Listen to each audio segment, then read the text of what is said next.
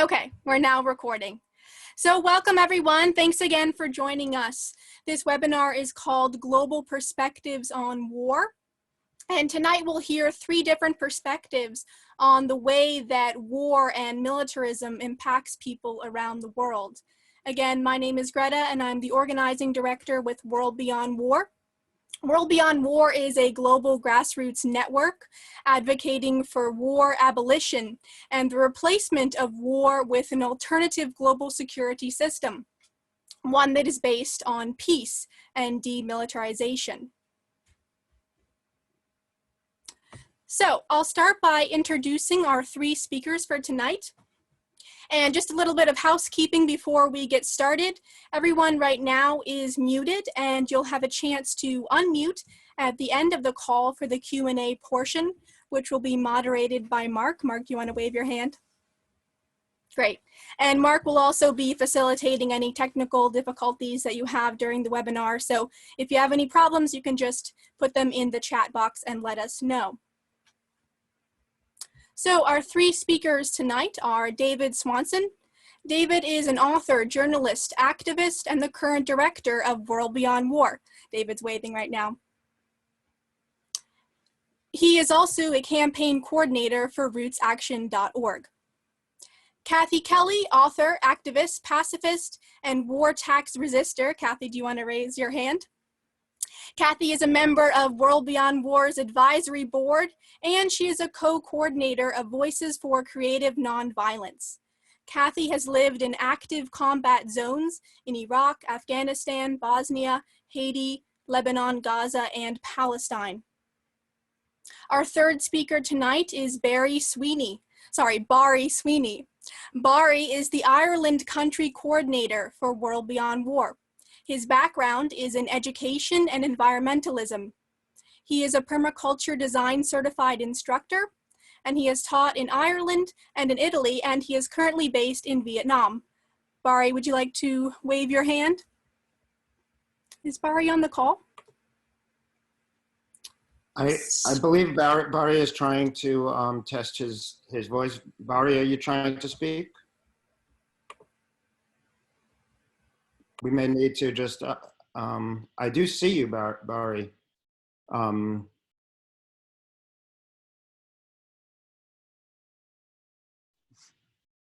Not sure what to try. We could try to handle this offline if you want to go ahead, Greta. All right, we'll proceed. So let's start the discussion with Cathy. Cathy, you've lived in war zones around the world, including traveling to Iraq 27 times and living through the 2003 shock and awe bombing.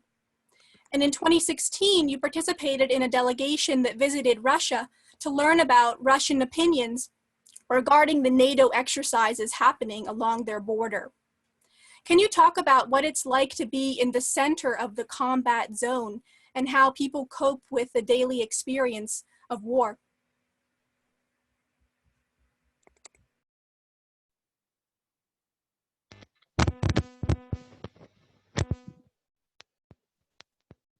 I want to thank both you and Mark and all of your colleagues at World Beyond War because you're so right in sensing that war is horrible, it's traumatizing, it's destructive of everything in its path, and we don't need to live in the way with one another. When I was in 1991, aware that the United States was very likely to go to war against Iraq, there were quite a few people that I got to know in an international team called the Gulf Peace Team, who one way or another had heard words from Daniel Berrigan. He was a Jesuit priest. He died a few years ago. And he had once written after the Vietnam War that one of the reasons we don't have peace is because the peacemakers aren't always willing to pay the same price that's demanded of the soldiers going off to war. You know, the soldiers can't very easily say, well, it's just really not a very convenient time for me, or I talked it over with the wife and kids and they said no.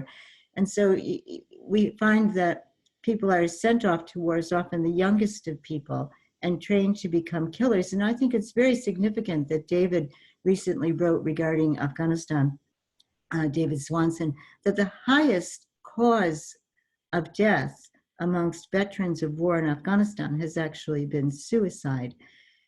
And when I was in Iraq during the 1991 war, we could see that the infrastructure was, of course, very, very badly damaged by the bombing.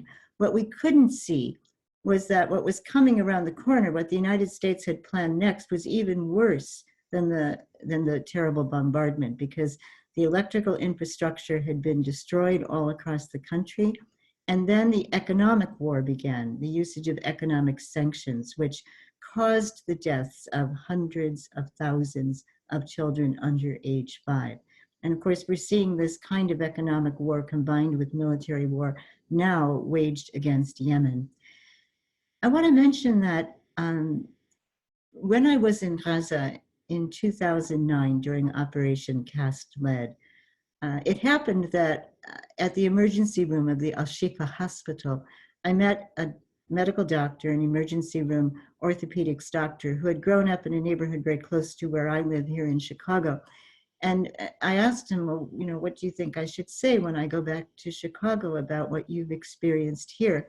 And he said, well, tell people about these dense inert metal explosive weapons that lacerate limbs and there's no possibility of repair. Tell them about white phosphorus and how it continues to burn when it's gone subcutaneous, and doctors can't operate on the patient because they start to inhale the fumes. And then he stopped. He was Palestinian by birth, and he said, no, I'm completely wrong. He said, go back and try to tell people in my neighborhood that it was United States taxpayer money that paid for all of these weapons.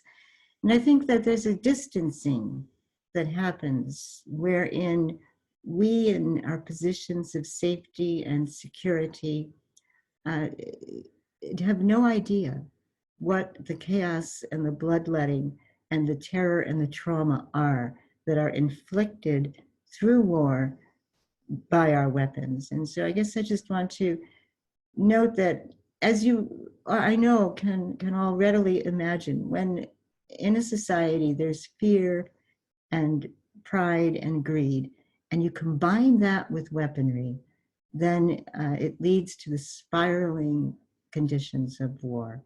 And they're horrific. Never, ever, ever should these conditions be inflicted on anyone, least of all children. Thanks, Cathy. We'll transition to David for his first opening statement in this panel discussion. David, you're an anti-war activist in the heart of war-making the United States. The US government spends $1 trillion annually on war, only 3% of which could end starvation on Earth. Global opinion polls show that the United States is seen as the greatest threat to world peace. What reaction do you typically get from fellow Americans and conversely from foreigners when you identify as an anti-war activist and start talking about war abolition?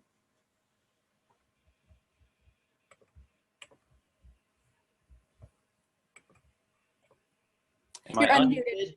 Yeah. Okay. Excellent question, Greta. Thank you. I think, begin by asking people to join me in not thinking of ourselves so much as fellow Americans, but as fellow humans, which rather eliminates the category of foreigners to the extent that we can. I mostly speak to people in the United States in terms of speaking to people directly, because I'm here and I rely on Cathy Kelly and people like Cathy Kelly, although there aren't any people like Cathy Kelly, and journalists and people who live in the places bombed to tell me what's happening. But I have the experience of the average person who doesn't work on peace activism and lives in the United States, the greatest war-making country on earth, and doesn't see war. And it's a disturbing experience. Trump says he's a nationalist. I start with people in the United States by asking them to abandon that idea. You know, when you have this debate between Trump, the nationalists, and all the liberals who are sort of mumbling now about how one needs the proper type of nationalism, you know, this is why the nationalists win. We need to abandon this idea that there's a good type of nationalism. When I talk to people in the United States about wars, very few can even name all the current major US wars, which is, I think, quite unique in the history of the world. And yet almost everyone can tell you their opinion on whether or not there can be a just war or a necessary war. And almost everyone is for peace, although many are quite openly for peace through war. And very, very few, when you really start digging in and talking about it, very, very few people are against all war. In contrast to many countries around the world, you have a huge percentage, over 40% of people in the United States, who tell pollsters they would fight in a war. Now, what's stopping them, where they have the inability to find a recruiting station, I don't know, but they would fight in a war. They think that way. They also believe falsely that wars produce jobs, that militarism produces economic benefits, that a war is more legal if Congress does it than if a president does it, as if that makes the slightest difference either legally or to the people under the bombs. There's a majority belief in the US that wars benefit the places being bombed. So you have to deal with all of these false beliefs. And yet almost everybody can be moved. And I've done debates in recent months with advocates for war, and we poll people at the beginning and at the end, and a significant number of people are moved to oppose war, to oppose all war by the end. I've done workshops as well that we have videos up on WorldBeyondWar.org where you watch people move. It just takes a little information. And in the United States, 99% of the time, and this has been true for years and years, the discussion immediately goes to World War II. World War II. And why? Because the Jews, because Hitler. This is the argument for current wars. And yet the Jews were about as welcome, actually were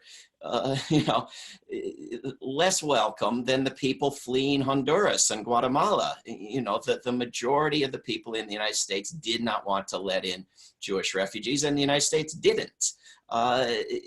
This is, we now at least have a significant percentage of the country that wants to let in people fleeing the violence in Honduras, which, like Nazi Germany, the United States had some role in creating. But just to close on this, the US public is miles and miles ahead of the US government. And if we had democracy instead of bombing people in its name, we would see US militarism scaled back. We would see a reverse arms race around the world sparked, and we would see movement in the direction that made the argument for eliminating all war much easier as those changes came through.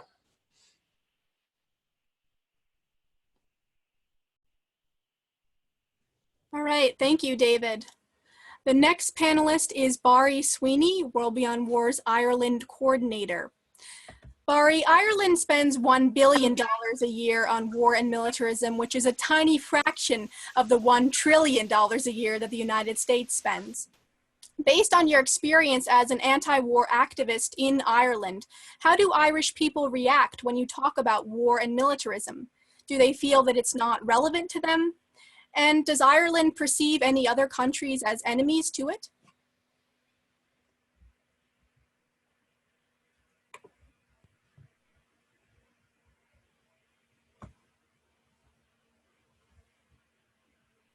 I think Barry is trying to figure out technical issues. Give him a second.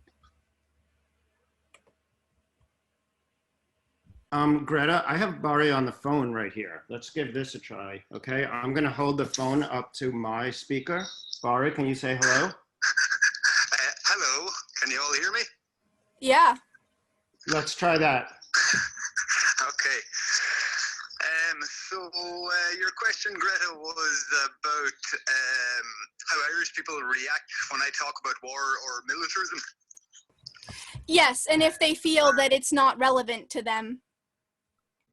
Yeah, well, to be honest, I think that war and militarism in Irish people's minds are a little bit separated, strangely enough. Like war, the reaction to when you talk about war, it's a slightly mixed bag. There are those who feel that we shouldn't let others fight our battles and that we should be involved.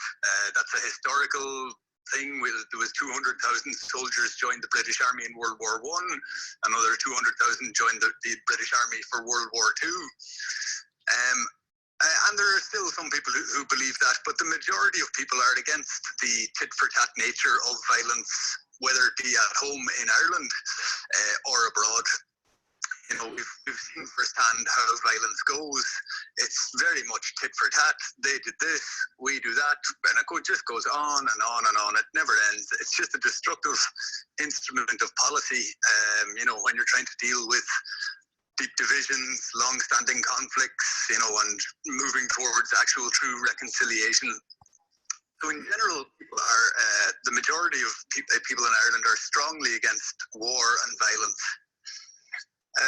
With regards to militarism, it's not so clear-cut. It's a little bit less appreciated, our involvement in militarism. Like we recently joined the PESCO, the Permanent European Standing Army, essentially. And most people don't really particularly realize our commitment to that, to this new military army. And similarly, the arms industry, not heavily, we don't actually make any arms in Ireland, but there are lots of microchips made that are used in Tomahawk, Apache helicopters. There are software used in nuclear weapons. There was a study done in 2012, or I think there's 2.3 billion euros worth of business done in Ireland in the arms industry, which I think most people in Ireland would be shocked to hear. And all that software, the destinations are Israel, Saudi Arabia, the US, China, Pakistan, Afghanistan. So people wouldn't be quite as strong on militarism because they don't quite realize how much we're actually involved in militarism. And that would be my basic answer to that. I wouldn't say that we have any enemies per se, apart from ourselves. You know, we're a neutral nation, and what we're doing involved in the Coalition for the Willing or opening up civilian airports to military use and, you know, putting ourselves on the map in that regard. I think the only people who will get us in trouble are ourselves. Thanks, Barry. Well, let's return back to Cathy for the follow-up question. Cathy, in general, how do people abroad perceive you as an American living side by side with them while the United States government bombs their country or fuels violence in their country? And a follow-up to that is, how can we in the peace movement build bridges with and collaborate with people who are actively living in combat zones? Well, good. I think that people are very kind to the peace teams that I've been part of, in as much as they know that we've got blue passports and we've got return tickets, and that our lot is not likely to be constantly feeling like there's nowhere to turn, there's nowhere to hide. That if we survive the bombing or the suffering that's being inflicted on another place by our country, we also can go back to that country. And I have to say, I've been amazed at the hospitality that's been extended to me and others when we're in countries that are being bombed by the country we've come from. The sense of wanting to raise certain questions that I think are sort of entrusted to us is often very strong. One of those questions is, who are the terrorists? I remember being in Lebanon at a point when Condoleezza Rice, who was then the Secretary of State, had strongly encouraged the Israeli government not to declare a ceasefire, because she said, we can get the bunker buster to you. It's Raytheon's newest bomb, and it can burrow under the ground and then explode, and you can experiment with that, and it will create better conditions for demanding your terms for a ceasefire. Well, the war was extended until that bunker buster was delivered. And I remember walking into the funeral for a tiny girl. Her name was Zahra. And we actually were not sure which way to turn when we arrived in a particular town, Hana, where we had heard that there was a massacre of children. And my friend Farah Mokhtarzadeh and I joined a group of women who were grieving, and pretty soon it was clear which one was the mother of the child whose funeral was only then being held because they were, for the first time, able to exhume the bodies. And the woman was wearing a medical hood and a neck brace, and she pointed upwards. And to be honest, Greta, at the time, I didn't understand what was happening. She was pointing up to the skies and then specifically asking Farah and me, because we were from the United States, didn't they know, didn't they see? My Zahra, just she go to stay under the ground to be safe overnight, and then came, well, she was thinking of the drone flying overhead, the drone that was doing surveillance. And then she showed us a picture of her tiny, beautiful 6-year-old daughter, a very serious expression on her face, round saucer eyes, curly hair. And she fixed me with a very definite look and said, who is the terrorist? Is she the terrorist? And so I think the more that we can link with the people who are bearing the brunt of wars and injustices manufactured by, I think, militarization and greed and overconsumption in this country, and sort of imagine where our feet are, one foot planted as firmly as possible amid those bearing the brunt of this suffering, and then one foot planted amongst those who are working every day to try to resist it. And you know, the greatest terror we all face is the terror of what we're doing to our own environment. And, you know, those alarms have to be sounded loudly, while at the same time, we I hope, will listen to the cries of little ones who are too hungry even to cry. And that should help orient us, help steer us toward trying to liberate ourselves from the horror and the chaos of war. Thank you, Cathy. The second follow-up question for David. War is often perceived as something abroad, foreign and far off, happening in the Middle East for Americans. But war impacts Americans back home too. As war escalates abroad in the US, we also see increased surveillance, a hyper-militarized police state, and a draining of the economy when tax dollars are badly needed for domestic necessities such as job creation and renewable energy, among many other needs. So when Americans think about war, do you think that they recognize these negative economic, societal, and environmental side effects of the US militarism? And if not, how do we as a movement convey these domestic impacts when making the case for war abolition? I think it's an important question, but I would begin by saying that I think a primary focus of a strategic peace movement, if not the primary focus, needs to be on the mass murder of human beings abroad, which also impacts Americans. Americans are not all sociopaths. The story that Cathy just told impacts anyone who hears it, and anyone who heard it with photos or videos and heard it 35 times a day on various corporate media outlets would treat it the way that the murder of one man by Saudi Arabia in an embassy in Turkey is being treated, the way that the murder of a busload of little boys in Yemen was almost starting to sort of be treated when it got a little bit of coverage. And there is just such potential. The faces, the names, all the little details that quote unquote humanize people as if, I don't know what they are before they're humanized, but that it's there if we can spread it and we can make people hear it over and over again. I also think that the money that's spent on wars and preparations for wars is needed both for things domestic and things foreign, and is of such enormous quantity that it doesn't make any sense to choose one or the other. You couldn't spend the US military budget on the United States alone. It's almost inconceivable, the imagination you would need to do that. It's the kind of money that can transform both the United States and much of the rest of the world.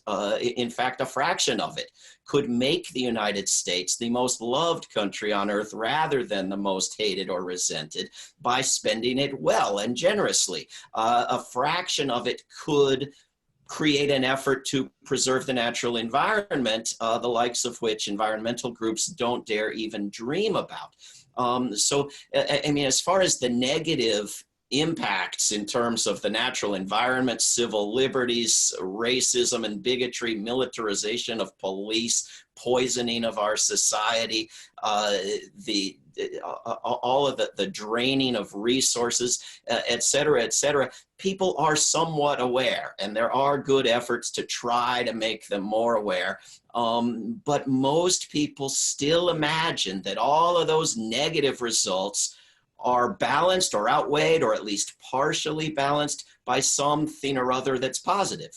And so if you take that away, if you can educate people to the fact that war endangers them rather than making them safe or protecting them somehow, that war makes them less well off economically rather than, you know, at least the jobs program nonsense being a trade-off with all the negative results, well, then you might be able to start building the big coalition that's needed, getting the civil liberties groups to go after the thing that causes the most violations of civil liberties, getting the environmental groups to go after the #1 destroyer of the environment, getting the groups that need money for decent human needs to go after the place where all the money is, and so forth. The hurdle is that they all view or imagine that the public views there being some major, critical, important music playing and flags waving good side to war, despite all its obvious bad sides, and there isn't. And so that's the task we gotta work on educationally. Thanks, David. The next follow-up question for Barry. Barry, you talked about the fact that even though Ireland is perceived as a neutral country, that in many ways it's still propping up militarism and war. Could you expand upon that a little bit and talk specifically about how Ireland props up US warmongering? And a second follow-up to that is, how can we activate Irish people and others from the so-called neutral countries to join in the peace movement, even if they feel that it might not apply to them? I think you're muted, Mark. Ireland, a supposed neutral country, but in fact we're very much complicit in US warmongering. In 2003-4, at the beginning of the Iraq War, we had our largest ever protests in Dublin against the Iraq War.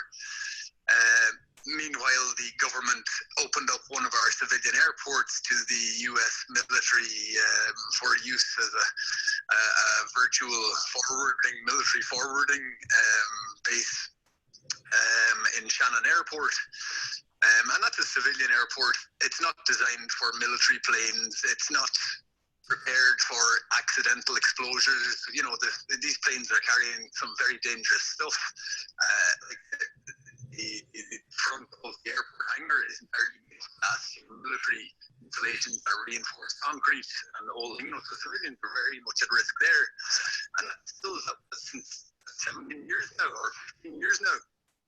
There's been 3 million battle troops have gone through Shannon Airport on the way to the Middle East, in uniform, armed, not going on peacekeeping missions. These guys are on duty and going to the Middle East, 3 million of them. We joined the coalition of the willing, which puts a possible target on our back. I would say one of the main ways we facilitate US warmongering is the non-condemnation of that type of behavior. We have signed Geneva treaties and, the United Nations Charter, the Kellogg-Briand Pact, and we are obliged to condemn recourse to violence as an instrument of policy, and we don't. That's one of the main ways that the world facilitates this. Like Martin Luther King says, there comes a time when our silence is the sin. We also, again, in the United Nations Security Council, whatever America tells us to do, we do it. If America says, we should go for this war, help us vote, we'll vote with America. If America says we don't need to have this particular war investigated, we'll vote to not have that war investigated. So we prop up the American warmongering politically. We prop it up actually physically, offering use of our land. We prop it up even financially, like all the American airplanes that have gone in and out of Shannon Airport. All the fees have been waived. I think it's up to over 40 million euros now that the Irish public, the taxpayer, we're paying for the American army. So we're supporting it politically, financially. We're supporting it by not condemning this type of action. So, like, little neutral country, we've got our hands right on in there. And yes, saying all that, most people don't really realize how complicit we are in it, and the question of how do we activate people in a neutral country when they don't see it as applicable to them is a very important question. I find that you need to try to make multilateral links. If people don't realize how much we're involved, like the new PESCO, the European Army, we have to quadruple our military budget. It's not a big budget, not on American standards. We now at the moment spend 1 billion a year. It's tiny, I know, but that now will become 4 billion. Where's that 4 billion coming from? It's coming from social programs. It's coming from schools. It's being put from other places. So to try and make those multilateral links with social equality groups who are fighting against homeless, who are fighting against the waste of money, or with ecological groups, who are against fracking or this, there can be joint events and campaigns, marches for the oceans. So I find in neutral countries, you need to explore the edge between different areas. The edge is very fertile. There are war has many shared borders, and it is a very multilateral type of a subject, and I think it's very important to work on that. Another thing in Ireland, like education is a great thing. We have great flexibility in our education system in that in your third last year in school, you don't have to cover any curriculum. You do lots of social programs, work experience, things like that. And trying to get in a peace studies or civic participation, active civic participation type of a course in there, which is being worked on. These students are 16 years old. They're almost of voting age. Trying to activate people at a young age, gives you them as active citizens for lifelong active citizens. So I think trying to get into the education system is a very important thing. Most people don't realize the extent of things. So education and events and billboard campaigns, these are all very, very important. As well as then, of course, how do you get the message across? You try and use as many different multimedia options as there are. Online, of course, there's all the social media, Facebook pages, trying public discussions, documentaries, getting Letters to the Editor is a great one for national newspapers. It's still very popular in Ireland. I don't know how popular it is around the world, but Letters to the Editor is a great little thing. And even, offline, you're trying to get people together, social equality orientated people together, I've held the World Beyond War conference in Ireland now for 2 years in a row in a eco-village in Ireland, because of the shared edge between ecological destruction and war, and I'm building that relationship. And it's very much about building relationship, cross-pollination. You need to get out of your box. We just can't continue, preaching to the choir. The choir is quite small in neutral countries. And the reality is there's a real hunger in people these days, to learn how to be, better citizens and better people. Some people won't go on particular type of holidays because they don't want to degrade, or contribute to the degradation of the environment. People want to make a difference. Has to open it up to them so that, they may not realize this sort of the very real personal fulfillment, that can be found in civic action. The sense of community, meeting like-minded people and being able to talk about, these very serious subjects. When you meet people around and about in ordinary life, these things don't normally come up. So there's a great social aspect to it. So you want to open it up to them, and you want to make, people are very busy. People have 3 children, 5 grandchildren, 2 jobs, so you want to make it up. You want to make peace activism accessible, make it simple. If somebody only has 30 minutes a week to give, that's fine. That's perfect. There's some little thing that can be done. Or if somebody can only do a little bit of work online, like an admin type of a thing, that's fine. So it's to make it accessible, to make it simple for people to get into. People do want to make a difference. They separate their rubbish. They do so many things already. So it's to help them take, the next little step and become an even more active citizen than they already are. Thank you, Barry. So we have about 20 minutes left, and we'd like to open up to Q&A with the audience, and Mark will be facilitating this question and answer portion. So take it away, Mark. Okay, so you can all raise your hand. The way to do this, can you all hear me? Yes, okay. To raise your hand, look for the participant menu item and just click there. And I'm waiting for somebody to raise their hand, or if anybody would like to, I think I see somebody. Oh, great. Let's start with Peter. Peter Murnane, I'm gonna unmute you. 1 sec. Okay. I thought you were asking for demonstration of hand raising. Nope, you got stuck asking the first question. Oh dear. Yeah, I'm speechless. I have been associated with Pax Christi in New Zealand and Australia for a long time. They're quite strong and very active. Is there a link with you, David? Pax Christi International, or in any country? I'm very much for the Pax part of Pax Christi, and I'm in touch with lots of Pax Christi people, including emailing quite a bit with some in the United States today who are trying to get a U.S. conscientious objector made a saint, and they asked me to write something about that, which I did today. You can go to davidswanson.org and read it. But I also am a big supporter of their efforts to get the Pope and the Catholic Church to reject so-called just war theory before it gets us all killed, which just war theory, properly understood, would have taken to be a philanthropic act. Of course, just war theory back in the day was founded on the idea that killing someone was doing them a favor. The fact that nobody, even people who call themselves religious and care who's made a saint and who isn't, believes that anymore, I think is progress. But it's still built in to the war system, where killing somebody is perfectly acceptable, but torturing them is not, robbing them is not, raping them is not, any crime down to cheating on a soldier's taxes is a war crime, but murder is acceptable. I think this is a vestige of this nonsensical ancient and medieval imperialist,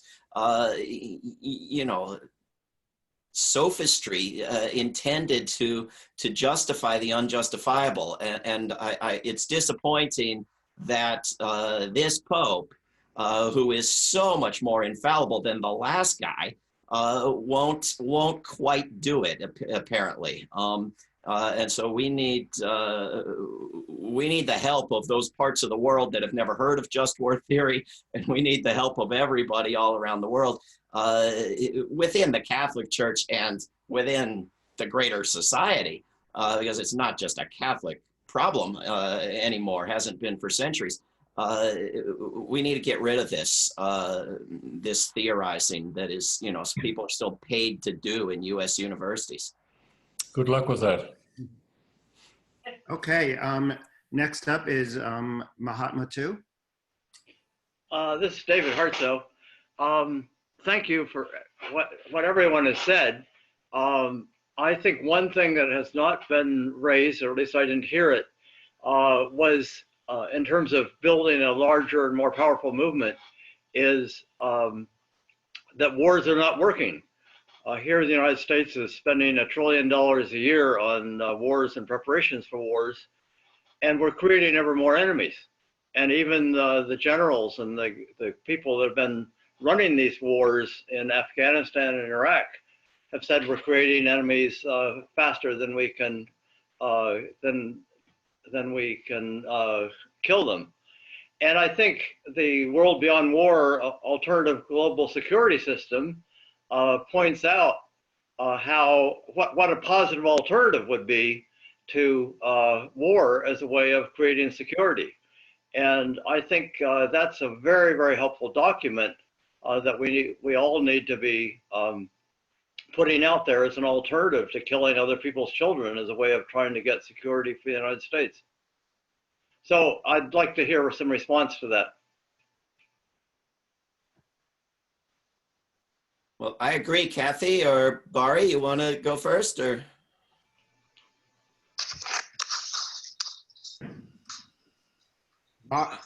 If not, I'm happy to speak to this. In fact, I did briefly speak to this in the sense that I tried to get across the point that unless we persuade people that war is counterproductive, that it endangers them rather than protecting them, they are going to imagine that there's that positive side to war that balances out all the negative sides. And in fact, war makes people less safe, endangers them, as you say, David, creates more enemies than it kills. There's a long list of, in most cases, just retired top US officials who say it's counterproductive, we need to end it, although I just took part in it. I think it's absolutely critical, but maybe I said this before, I didn't get through. Maybe Cathy or Barry can say it in a different way. Mark, you're muted. Mark, you look like you're talking. Yeah, good eye, David. Barry is ready and he's here, but also Cathy, would you like to say anything about this before Barry? Well, David, I see you actually as somebody who exemplifies how being stalwart and for an entire lifetime in resistance to war can actually be a very, very fulfilling and worthwhile way to live. And so I just want to point that out, that in David Hartso, we have someone who just simply refused again and again and again to go along with torture and war making, and can even now contemplate going off to Iran, I think, as a next step. And so I do want to hold forth that possibility to people, that, and Barry, you were certainly suggesting it also, that we have an opportunity to live on this planet and to make of our lives something that could turn the world into a wonderful spot for humans and other species. We don't have to be hell-bent on our own destruction. I do want to mention that 7 of my close friends are facing many years in prison because they protested vigorously against the Trident nuclear submarine fleet. And just one of those Trident nuclear submarines carries the equivalent of 1,825 Hiroshima-sized atomic bombs. And yet, you know, if you would be hard-pressed to find 7 people more fulfilled and happy in their lives because they've simply refused to go along with militarism or to become the subject of, or to subject themselves to following warlords. Great. Thanks, Cathy. Before we give Barry a chance to speak, I just wanted to remind everyone, if you're on your phone and you'd like to ask a question, you can just hit *9 and that will raise your hand and then I will call on you. And also whoever would like to ask a question, whether on the phone or on your computer, just raise your hand and you're next. But right now I'm gonna, I also wanted to mention that the 4th edition of our book, A Global Security System, is out and it's available on our website, as Leah just reminded me to remind everyone. And now I'm gonna put Barry back. Who is he? Mark? Hi guys. I don't really have a lot to add on. David Hartsough is right. Of course, like, war is not working. It's totally counterproductive, you know, and it's how to get people to understand that, you know, it's to, you know, go through the war myths, you know, that war is in some way beneficial, or that it's necessary, or as David says, the just war theory. So you need to have time with people. You need to be able to work through their belief system and help them come to a new understanding, you know, that war impoverishes us, or, you know, that it destroys the environment and these things. So, you know, it's and what Cathy said is 100% right. You know, there's great fulfillment to be taken out of making a meaningful contribution, you know, to these most serious of questions. And education is just such a huge part of it, to move people from whether it be apathy or just not taking the time, or, you know, but move people from inactive to active is of crucial importance. Yeah. Okay. Thanks, Barry. And now the person on the phone with the area code 218, I'm going to unmute you. Can you speak? Let us hear you. Hi, I'm Tina, and I'm from Minnesota. I am very concerned about people I've talked to who really feel afraid, and that if we do not have this super fantastic, expensive military, that we're going to be overrun by the rest of the world. And to point out to them that we probably deserve it is not something that really helps. But it's the same question we've been talking about.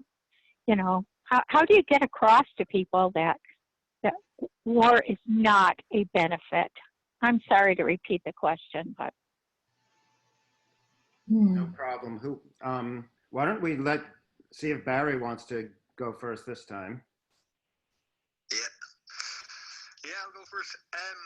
Well, yeah, it's also like the mode of delivery is so very important. You know, when you look at young millennials these days and all the apps that are created, there are so many ways we can deliver these messages, whether it be, you know, like a game type of a thing on an app, or comic, you know, graphic novels type things, or that you make documentaries, or even, you know, sort of little movies about these things. You want to deliver the message in as many ways possible. You know, whether it be in localities, getting people on local radios, on talk shows, or organizing, you know, little local events, screenings of movies, and beginning to form groups and getting people together. So you want to use many different modes of delivery, but you also want to try and spread the message. You know, like, I'm from Ireland, but there's no point in me just doing things in Dublin. You know, it's got to move around. if people aren't coming to us, us go to them. If financial groups are not going to contact me to speak at World Beyond War events, then I will contact them to speak at their events. If message isn't reaching people, you just got to pick it up and bring it to them, to some extent, and in as many ways as possible. So, more ways better. Great. Okay, Cathy or David, any thoughts to add to that? Cathy, you want to go first? No, go ahead, David. Well, I would first of all point out that I couldn't disagree more, although I understand the sentiment with the notion that we probably deserve it. I think it is critical that we always make a distinction between a population of human beings and a government. And that in fact, in the United States, we stop using the first person plural to mean the Pentagon, even while sitting in prison protesting what the Pentagon is doing. I think it's a dangerous sort of identification to say, oh, well, we are the US government that's committing all these crimes we're trying to stop, and so we deserve to be punished for our crimes. I disagree. I think also that it's worth trying to point out to people gently and respectfully and gradually the absolute ridiculousness of what they are afraid of. The idea that they're going to lose their freedoms if they don't have a military several times bigger than anybody else's, dominating the entire planet, is absolutely ridiculous. It would require several times the entire population of North Korea to occupy the United States of America and take away its freedoms. It's a literal impossibility. But I think, we don't have to win everyone completely. If you could get people to agree that the United States could spend no more than 4 times the next biggest spender on its military, well, that would be the massive cut that would spark a reverse arms race, and they would see that when the US spends less, China spends less. So when the US spends more, China spends more. So how do you get China to spend less? You spend less. I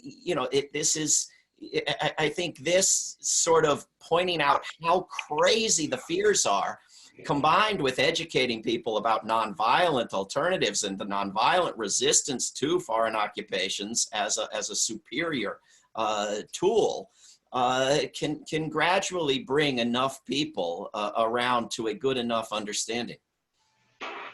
Great. Okay. So we have 3 more people ready to ask questions. Which will be Matt, Brett, and Faramak. Maybe it would be a good idea for each of you to direct. Somebody needs to mute, by the way. Somebody's getting phone call. If you want to direct your question to one person, please do, or else maybe only one person should answer each one so we can get all 3 in and then finish right on time in 7 minutes. So Matt, I am unmuting you. Hi, Matt. Hi, I just wanted, I got a kind of a setup for a question. I got out of the Army actually last year. I was an artillery officer. Left as a conscientious objector, was a West Point graduate. If you're overseas, don't know what that is. It's the United States Military Academy. And I represent one of 2 conscientious objectors from my class, the class of 2016. And as far as I can tell, that is unprecedented. The only other conscientious objector from West Point that I'm aware of in recent history was a captain during the Iraq War, completely different scenario. And outside of the two of us who have chosen conscientious objection, I also represent, I would say, 10 to 15 other junior officers who left, not using that title, but for the same reason, which is sort of a disillusionment with using war as the means to put the world back together. And so something I've realized pretty quickly is that no one ever thinks they're the bad guy. That's been, I think, kind of an enlightening lesson through this process. And when people realize they are the bad guy, they tend to do something about it. And so as somebody who's possibly representing something that's happening different, I definitely sense it's different in the history, at least of this country. I was extremely encouraged to log on to the webinar to find 60 plus participants already here. And realizing that most of you all have been doing this much longer than me, possibly than I've even been on Earth. And so I guess my question has to do with, you know, I feel in the last 2 years like I've fallen upside down, blindfolded in the deep end of a swimming pool. And so I think my question is there work being done? And if not, what would that look like for the generation that precedes me to connect with me with the work that's and people like me with the work that's already been going on for generations? Because I will say that there does, as a millennial, I sense a strong disconnect between the work that I'm slowly learning has been paved for generations before me in the peace movement to now, where I feel completely disconnected from what y'all have been doing. And so I guess I'm asking about the bridge that may or may not exist. Who would like to answer? I imagine we all would. Well, Cathy? Well, Matt, thank you very, very much. I wonder if you might want to let us know what part of the United States you're living in now. I recently relocated to Nashville. I actually work for a nonprofit here. We're doing nonviolent peace work in the Middle East, and so I'm on this side, on the stateside team here. Well, it's certainly encouraging to know that you followed your ideals with regard to conscientious objection. I want to say that the work that Barry is doing in Ireland also includes permaculture, and I think we're in a situation in the world today where the environmental degradation is so very, very serious. I mean, I go back and forth to Afghanistan pretty often right now, and 21 provinces are suffering from drought, and people are fleeing from just the inability to feed themselves or their families. And the UN humanitarian coordinator in Yemen has just announced yesterday that they're thinking that it's possible that 14 million people could starve in Yemen. And so I think the intergenerational effort to more or less roll up our sleeves and work very hard together to say that we don't want militarism and militarization to be like a religion that dominates our lives, and that we have this chance, but the window could close, to follow what we truly believe in, so it is important to find kindred spirits, and I think it's heartening to know that you'd like to find some people who are in a generation ahead of you. But I sure myself have been grateful for Veterans for Peace here in the United States, for the About Face group, which is the name for veterans who are in resistance to the the wars in Iraq and Afghanistan. And then there's also something that's called Global Days of Listening on the 21st of every month. You could tune in November 21st and talk to people very close to you in age in Afghanistan, many of whom do speak English and are trying hard to link up with people internationally who the way they put it over there, our young friends there say, blood doesn't wash away blood, and they deeply want to abolish war. In the interest of being quick, I would say, Matt, watch the chat room. People are sending you all kinds of great recommendations. And if you could email me at info@WorldBeyondWar.org. I also have dozens of thoughts, but thank you for what you had to say.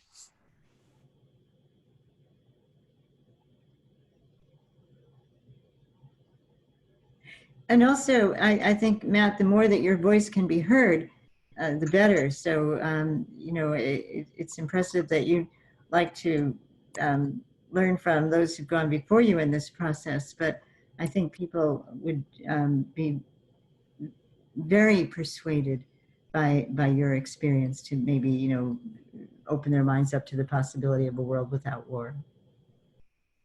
And if you like novels, I'd especially want to suggest one called The 3-Day Road by Joseph Broder. It's an extremely compelling book about war. Oh, and also Private Peaceful, an Irish play that's circulating. You might give that a try. Great. We're going to try to get 2 more questions in, even though we're very close to ending. So I think we're going to have to be quick, but 2 more people were queued up. So Brett, you are now unmuted. And then after this, Faramok. Brett, you're up. Brett, can you hear? Can anybody hear Brett? Okay, let's try Faramok. I'm going to unmute you. Can you say hi, Faramok? Hi, can you hear me? Yes. And did I say your name right? Yes, Faramok. Okay. Faramok Zahri. Yes, very good discussion. A lot of good issues raised. I agree with Mr. David Swanson with the paradigm he's talking about. I've thought about these issues myself, but it's good that he has organized it. And I think there's a conflict that I must say, it's very complex to resolve it from what David has raised in this issue, and that's the question of nationalism versus humanism. I think from what I see is that I think the reason people are being driven towards nationalism is because of democracy. Because if we don't have we have a democracy within a limited scope of nationalism, and I think this is the driving force to them. Except the people who are who have become as pundits or leaders now in the West have utilized misinformation and racism to pull people towards this nationalism. And at the same time, there's this internationalist movement which started from the October Revolution that was supposed to get there. But all of these are based on the concept of humanism, and I think the problem we have is that humanism is a concept. It is not real. We have to understand that as human beings, we're not like animals that we just smell each other and we suddenly recognize, oh, this is a dog, this is a cat. Being a human being is a cultural effort or a cultural achievement. I think we're still in a historic process. That is what the historic process, from my understanding of it, is that the historic process is to actualize this humanity. And to actualize this concept of humanity, I think in the end, it requires religion and the notion of God. And I think the Islamic Revolution in Iran in 1979 falls within the context of this development. They refute the Western notion of humanism that is godless, and they feel that this is a dead end. And the only way forward for humanism to achieve humanism is through through God. And I guess the Iranian Revolution and Islam within that brand of Islam in Iran, which I wouldn't say is just Shia kind of a thing, it's more than that. There's a whole great philosophic background to it. And that has brought us to this. So I think this is the contradiction we're involved in. Where we're between nationalism and humanism, and we need to bring this democracy and kind of God and things together. And people are divided. It's a complex issue how to do it, because I've been looking at there's so many religions, and the way people deal with that, with these notions, it creates so much disparity. And there's the misinformation and disinformation. I think 9/11 was a false flag operation. It demonized the Muslims. It made them the other, but they were the other. And what has happened in the last 20 years is that through this war, they have become known. They're no longer the unknown. And as they become known, they become more human in the Western eyes. And we see now these books coming out on Islamophobia. It's taken like 10, 15 years to get to this point. Now, this is almost a generation. Now we're close to one generation that this unlimited, never-ending war has continued. Can I break in, because we're running out of time. I think maybe we would like to end not too late. So maybe Cathy, do you want to answer that interesting question? Well, my own opinion is that militarism and militarization has become a new religion here in the United States. I think people have been so propagandized to constantly view militarism as that which will save them, as that which is the ethic that is rightful for people in the United States. And I think it's exceedingly dangerous. There's a kind of an idolatry that I think gets promoted by the belief that these weapons have a right to exist, and that one country in the world can have an arsenal that is so huge and threaten everybody else in the world. So I certainly want to say thank you to everybody who has participated in this call, and you know, the possibilities of what we each can do are actually very great. And I think the world came closer than ever before to stopping a war before it started in 2003. I encourage us to look to that time when all around the world people were out on the streets, had the notion of the Arab Spring, of sitting down and not being willing to go back to business as usual. Had that been prevalent, I think there could have been a chance that we could have stopped a war before it started. So we have multiple wars to try to stop now. I can't imagine that there's a better way for us to use our lives and talents. Thank you.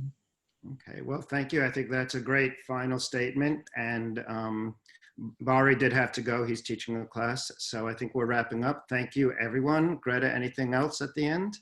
I just wanted to say thanks, everyone. Thank you to the panelists and to all of the attendees. We had over 60 people on the call today, which is pretty amazing.